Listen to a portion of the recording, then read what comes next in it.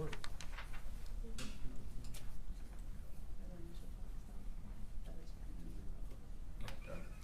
Thanks. All right, sorry for the delay. Had a few things we're working through. Good afternoon. Thank you for being here. Wanted to provide just a brief update. We were getting a number of calls and inquiries about a couple of cases, and so we just decided to give you a quick presentation on both. I will start with some really good police work, but before I do that, I want everyone to quickly introduce themselves, starting from my left with the Deputy Chief. Good afternoon. Franklin Hayes, Deputy Chief, Crime Strategies Bureau. Deshaun Sims, Deputy Chief, Western Operations. Tiffany Stewart, Deputy Chief, Eastern Operations. I'm Mike Shaw with the Michigan State Police. Donna McCord, Homicide. Good afternoon. Captain Tanya Leonard Gilbert, Officer Workplace Community Resiliency. All right, again, good afternoon. Both of these cases, again, they're going to be very brief, high level, but again, we want to just really talk about our collaboration and partnership with our partners. Everything that we do here is about our partnerships. Crime has no borders, and this today boasts that idea and that principle. We'll start with a case involving, and you can go ahead and roll the PowerPoint. Thank you. Mr. Tyler James Hood, he's a parolee. His prior arrests include a conviction for assault with intent to do great bodily harm, less than murder, and we currently have a warrant being prepared for presentation to the Wayne County Prosecutor's Office.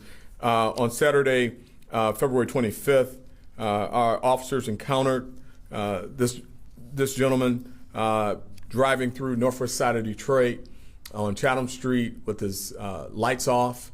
The officers attempted, after he rolled through a stop sign, to pull him over. There were two people in this vehicle, a woman described as his girlfriend, according to both of them.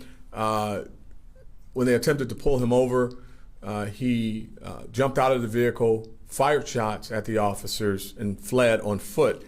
The shots were captured on our shot spotter.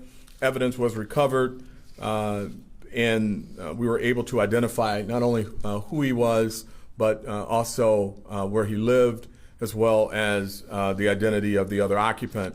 After extremely good police work, very quickly working with the Michigan State Police, as well as the Livonia Police Department and the Novi Police Department, we were able to get this very violent and dangerous suspect off the street yesterday in Novi. Again, I want to thank Livonia, I want to thank Novi Police Department, and certainly our partners with the Michigan State Police in assisting us in getting, again, a very violent person with intentions on killing a police officer off the street before he was able to hurt someone else or a police officer.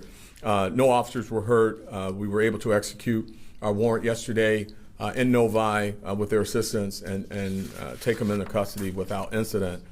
The second incident I want to talk about is yet again another demonstration of good police work and collaboration, and very sad at the same time. We continue to see an uptick in mental health runs, mental health crisis runs on Grand River and 96 Saturday evening. I apologize, I'll get you the time after the briefing. We had a female who was traveling on the freeway, decided to pull her vehicle over.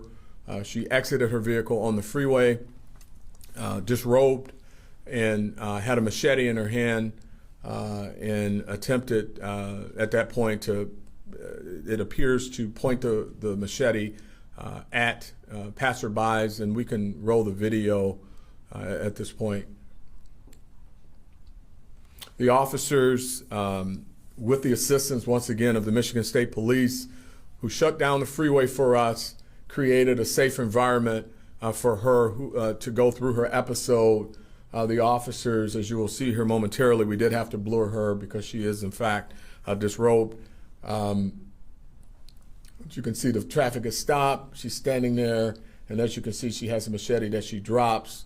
The officers, and she's nude from the waist down, was able to get her safely into custody with the assistance of the Michigan State Police, secure her, get her the help that she needs.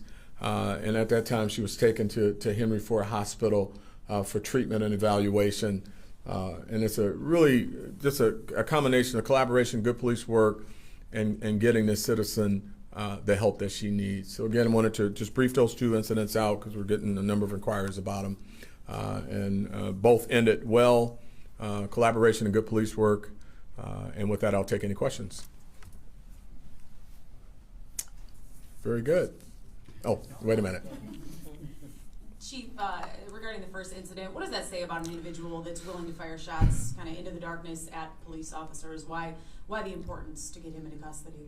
Well, I mean, as you can see, with his intentions, he was not going to stop. Obviously, he had nefarious intent at that point to hurt somebody. It appears that the officers may have stopped perhaps a homicide or at least a non-fatal shooting. Rolling in the dark in our city, in that community, not from that community, pulls that weapon at the officers, fires shots at them. So we don't know what his intentions were. We just know that they were dangerous, and very happy to get him off the street. Any idea what he was doing in the neighborhood? We don't know. We just know that he's not from the city, and we don't know what his intentions were, and he's not talking about what his intentions were. But based on his reaction, they were clearly some type of potential violent intent. And moving on to the woman with the machete, what went right here? We talk a lot about sometimes what goes wrong and what went right here. Yeah, I mean we've had 2,000 already calls for mental health services already this year, and fortunately many of them end like this one. But there's still violent encounters. They're still very dangerous.